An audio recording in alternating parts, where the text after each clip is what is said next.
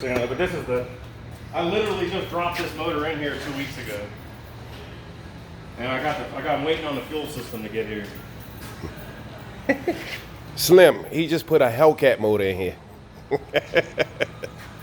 I'm sending it to my little brother. He crazy about the Hellcat. Oh, they're neat. Yeah, these are Hellcat wheels. We look at the brakes. We transferred everything. We bought all these. We bought a used Hellcat wrecked Charger and just swapped everything. Gutted. When I seen him in this, he gonna be like, man, send me that address. This thing was not easy to get in here. Everything had to be sort of reworked, factory stuff, you know. So it's gonna have the It has the intercoolers in there already. It's got both coolers, the oil cooler and trans cooler, and then it's also got the circulation system for the supercharger, which what this is. It runs down. This is actually an extra radiator with right here for the supercharger.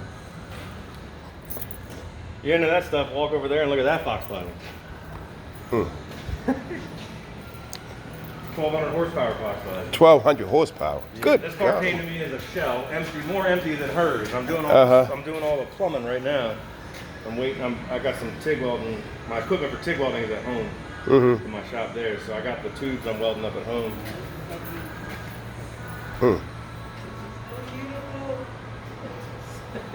It's like a bomb went off in here to me. Oh yeah, when you started up. No, I'm just saying, like. The shop is a disaster. That's how a shop's supposed to look. What are you talking about? We're busy, man. I got 2 guys on vacation. A real clean shop. That means ain't really a whole much work getting done. Just a whole bunch of cleaning. So you see the big intercooler down there, and the tubing. God. So I just made this tubing, and the radiator shroud is that piece behind you. I got to trim that out and cut it in and then mount it. And then guess what? He decided he want to change the color. So I got to rip all this out, so take it to the body shop, so he can have it changed to white, and then we'll put all this back in. So he want the inside white too? The whole car. He changed his mind. He did this car. He started this car 9 years ago. The guy who was working on it for him just wouldn't do anything. So he pulled it and brought it to me last year, and he's a So roofer. it haven't been running Hasn't in the run past yet, 9 no. years.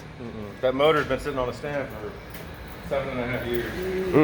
I thought my car was doing something. Me having it sit for 4 years. That's a long time too. Whew.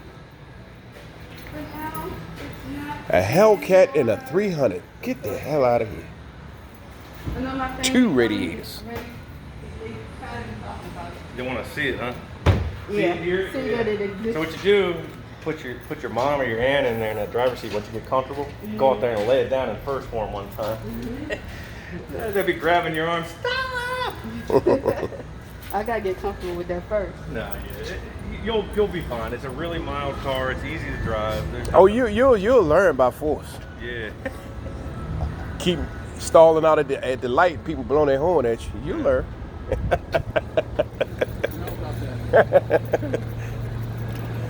I learned how to drive back in '87.